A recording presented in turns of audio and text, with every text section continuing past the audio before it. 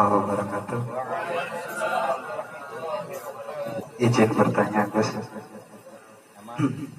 Agak sedikit deg-degan ini.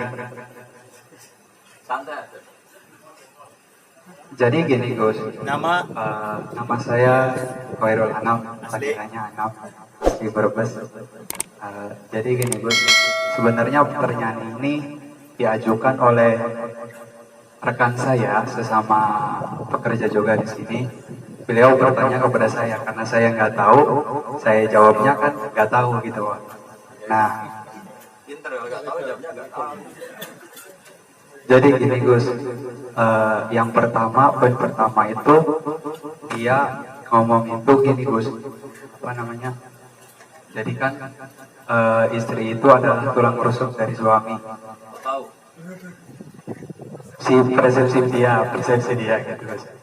Saya hanya menggarisbesari seperti itu. Kemudian yang kedua, kalau menyakiti itu kan dosa buat yang dosa buat yang menyakitinya. Persepsi dia begitu. Kemudian dia bilang seperti ini. Kalau semisal kalau semisal ada seorang suami nikah lagi itu bagaimana gitu kan, dia bilang kayak gitu. Itu yang pertama,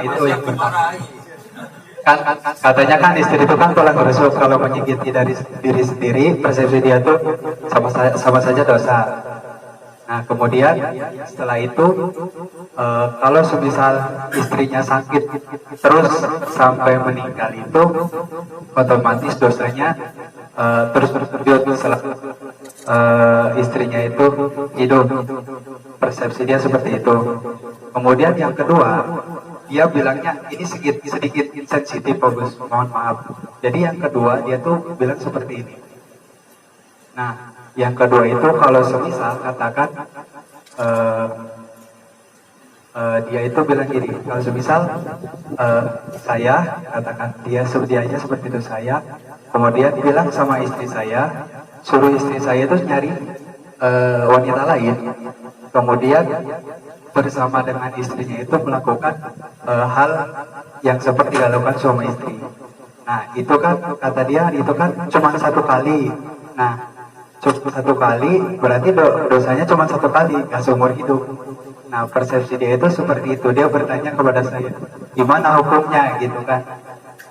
Dosa yang terus menerus karena istrinya sakit karena dipoligami, atau melakukan hal seperti itu hanya dalam satu hari. Dia bertanyanya seperti itu Gus. Mohon pencerahannya. Ini yang ahli gitu siapa?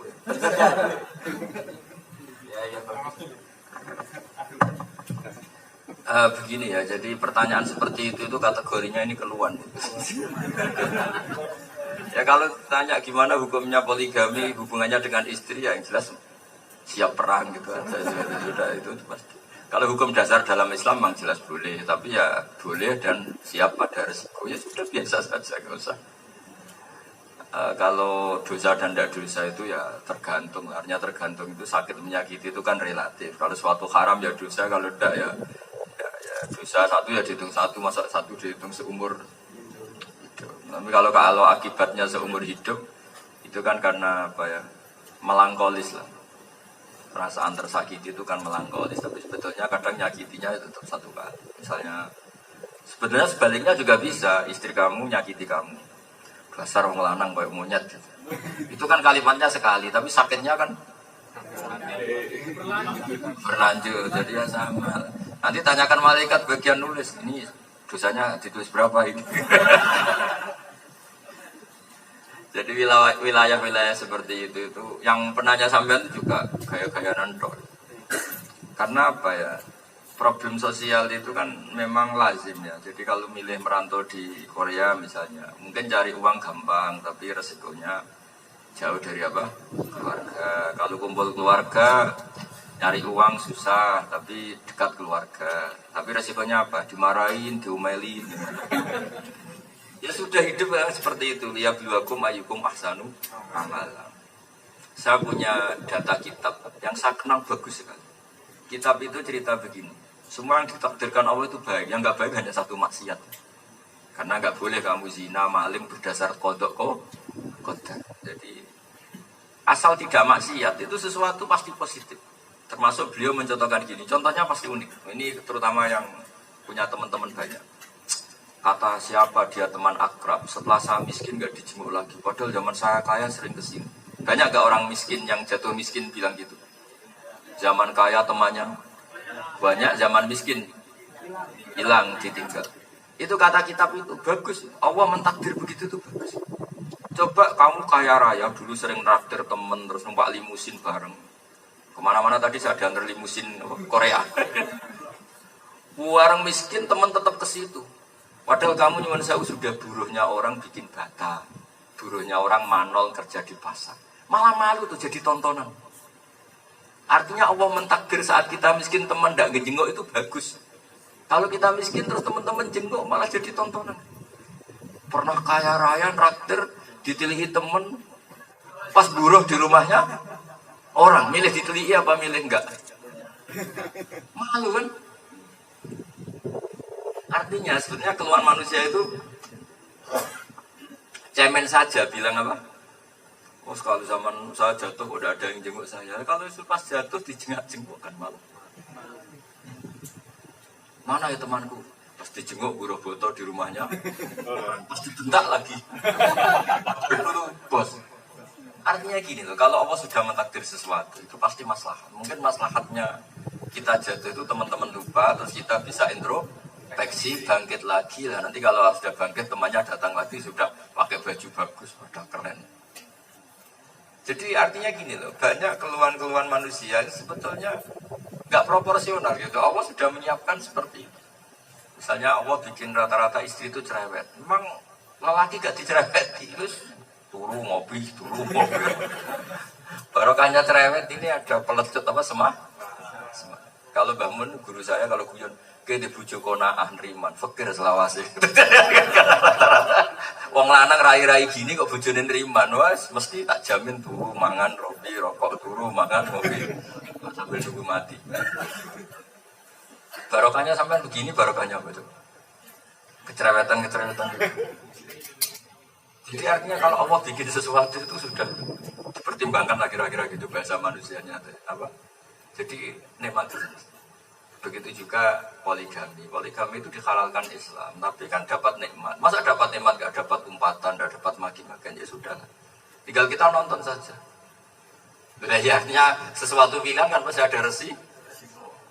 Makanya saya sering bilang ke teman-teman, saya datang kalau kamu poligami, tapi ada resepsinya. Waduh, sekarang resepsi perang. Ada yang berani poligami pakai resepsi. Jadi menurut saya kita ya jangan merubah hukum Islam, tapi yang ngitung kekuatan apa?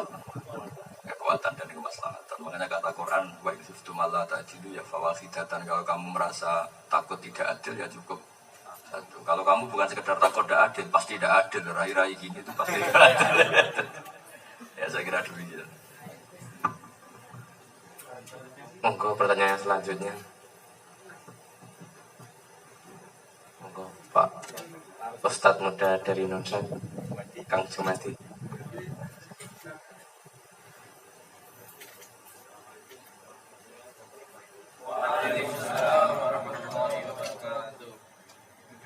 Saya Jumadi, asal Indramayu. Ini Ustaz, jadi saya mau tanya maafku benal kodo, kodar, takdir. Kodar ikan nasib. Yang terakhir apa? Kodok, kodar, Takdir, wa nasib. nasib bahasa Jawa. Yang itu. Sekian, Assalamualaikum warahmatullahi wabarakatuh.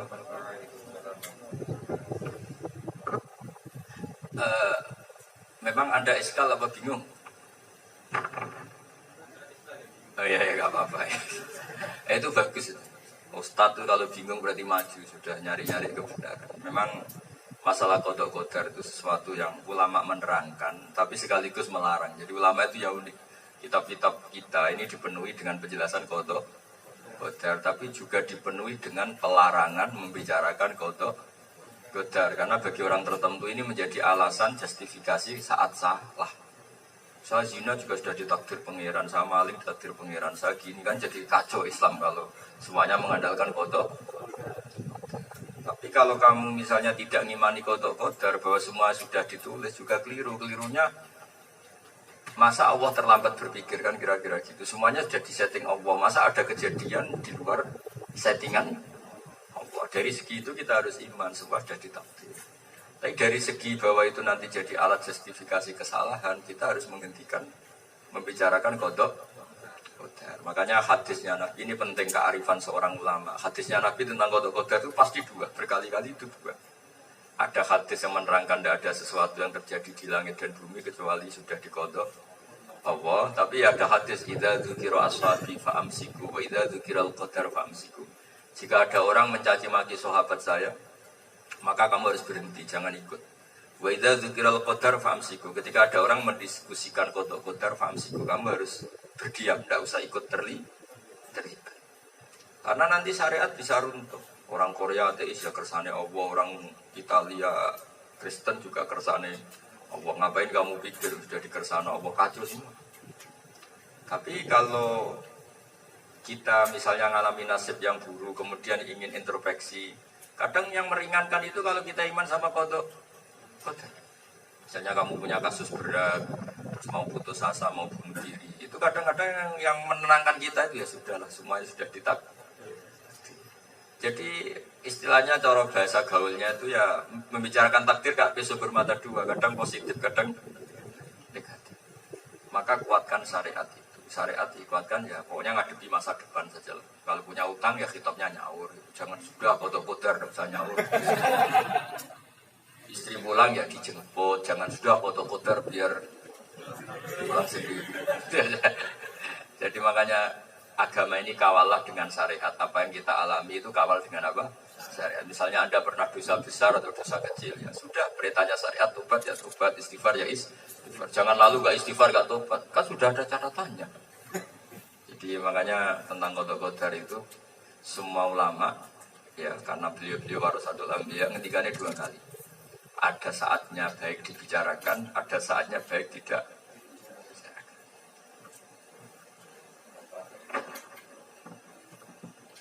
Monggo untuk pertanyaan terakhir. Assalamualaikum warahmatullahi wabarakatuh. Saya Margiono dari Malang. Ingin bertanya masalah kusukan sholat. Kami di sini sebagai PKI mungkin untuk mencari waktu-waktu sholat itu amat sulit ya. Jadi mencuri waktu kayak. Apakah sholat yang tidak khusyuk itu bisa diterima oleh Allah Subhanahu Wa Taala? Karena kami sholat mesin berbunyi kayak gitu dan mencuri waktu kayak. Terima kasih. Assalamualaikum warahmatullahi wabarakatuh.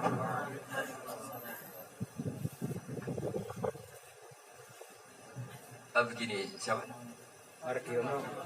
Gini Mas Margiono apa Margiono? Oh, Margi itu jalan ya. Ono itu ada ya. Wah, selalu ada jalan. Termasuk jalan untuk nyuri-nyuri waktu untuk sholat tadi. Begini, saya senang sama pertanyaan Anda karena apa ya, bikin jalan. Jadi khusyuk itu kalau tasrifan sorofnya itu khosya'a yakhsya'u khusyu'an apa? Khosya'a yakhsya'u khusyu'an. Khusyuk itu maknanya takut. Takut kepada Allah. Sehingga menurut saya pekerja-pekerja Korea gini, tampang-tampang begini, sudah nyari uang kerja di negara ateis, terus ada waktu kencing ya biasanya nyuri waktu sholat tuh 5 menit itu karena izin untuk apa? Ke Thailand. Terus sholatnya terpaksa di ruang apa? Thailand. Asal jadi klosetnya ya, jangan di klosetnya. Itu menurut saya sudah bentuk khusyuk. Karena yang mendorong itu adalah ketakutan kita akan hukum Allah. Kita takut kalau meninggalkan sholat. Tapi kamu udah usah bayangkan khusyuk kayak ulama-ulama top mursyid sholat nuangis sampai lupa waktu. Ya di PHK kamu itu ada saja. Jadi Anda memutuskan diri waktu ke kamar mandi itu sebagai waktu yang akhirnya kamu gunakan untuk sholat. Itu sudah ekspresi kekhusyuan Anda. Itu sudah cukup loh, enggak ulama, enggak mufti, enggak orang Islam. Ya saya ulang lagi, khusyuk maknanya takut. Apa? Jadi takut itu macam-macam. Takut meninggalkan perintah Allah itu sudah bentuk khusyuk.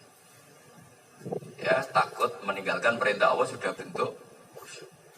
Termasuk takut sholat lama, itu juga bentuk khusyuk. Karena begini, kalau Anda sholat lama, kemudian melampaui batas waktu yang diizinkan, kemudian Anda ditegur, kemudian Anda di PHK, nanti pulang ke istri, nanti istri kamu, salah sholat bareng.